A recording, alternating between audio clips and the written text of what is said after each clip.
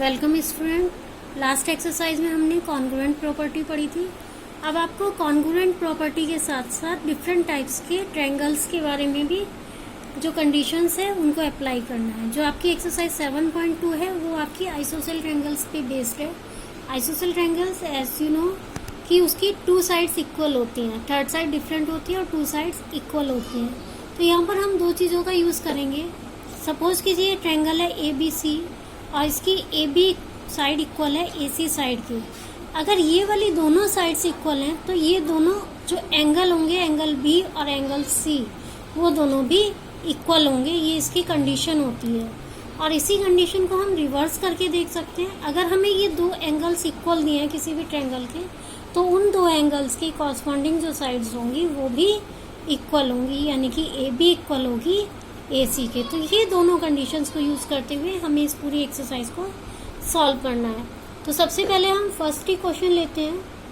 इसमें आपको first question में दिया है एक आइसोसेल ट्रायंगल है ABC, AB equal to AC। थोड़ा बड़ा सा ट्रायंगल बना लेते हैं, रफली ड्रॉ कर रहे हैं इसलिए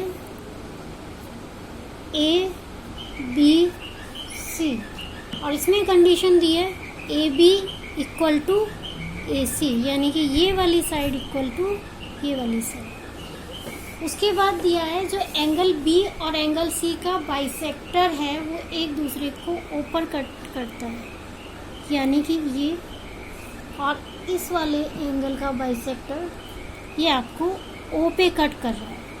इसको हम यहाँ से भी ड्रॉ कर देते हैं, A से भी। अब आपको इसमें प्रूफ करना है कि OB equal to OC। First condition आपको ये फर्स्ट पार्ट ये है और सेकंड पार्ट आपको ये प्रूफ करना है कि ये जो एंगल A का बाइसेक्टर जो होगा ये OA होगा। ये जो OA लाइन है ये एंगल A को बाइसेक्ट कर रही है। अब सबसे पहले आप इस चीज़ को ध्यान से समझ लीजिए। अभी मैंने आपको ऊपर बताया था कि ये वाला जो एंगल होगा ये इसके इक्वल होगा। तो बाइसेक्टर का मतलब क्या होता है? टू इक्वल पार्ट्स में डिवाइड करना।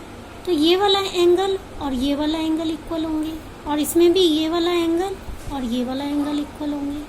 तो जब ये दोनों एंगल इक्वल थे, सपोज कर लो ये दोनों एंगल अगर 40 डिग्री के थे तो ये 20-20 में डिवाइड होगा और ये भी 20-20 में डिवाइड होगा। तो ये वाला एंगल जो होगा आपका ये इस वाले एंगल के भी इक्वल होगा और ये वाला एंगल आपका इस वाले एंगल के भी इक्वल होगा।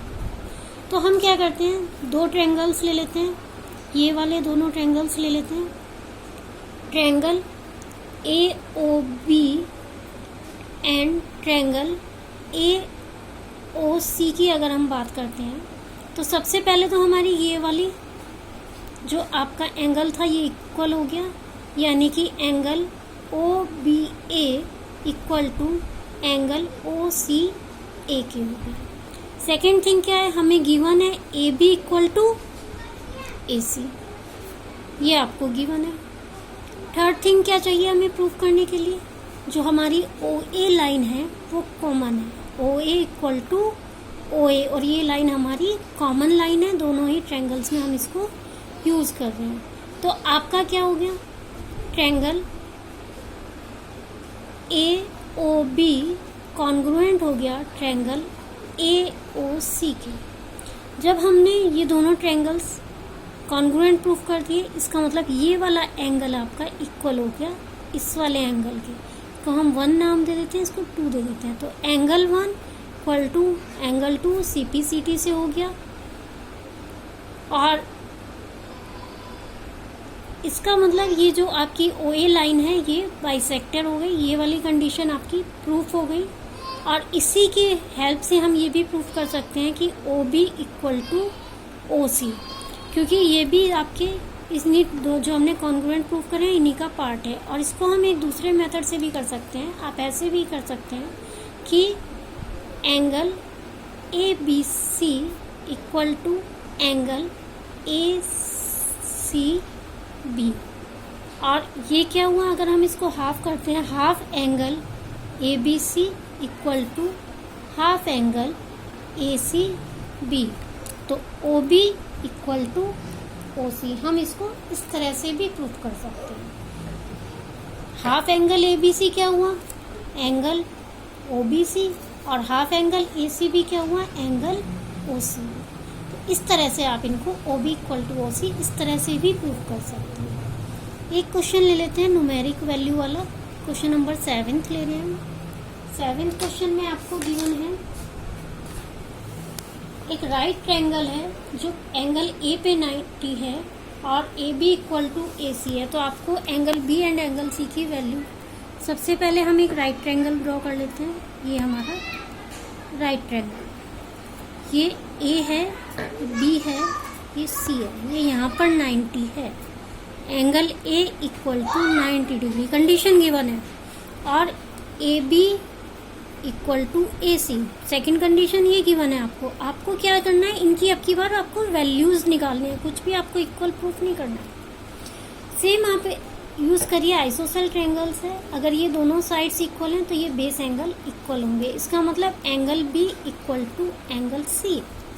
और एक अगर हम ट्रायंगल की बात करते हैं तो एक ट्रायंगल के तीनों एंगल्स का सम होता है angle A plus angle B plus angle C equal to 180 degree. I hope you will understand. अब क्या करना है, A की वैल्यू आपको पता है 90 डिग्री है, एंगल B को एंगल B और एंगल C को भी अगर हम एंगल B लिखते हैं तो इक्वल टू 180 डिग्री।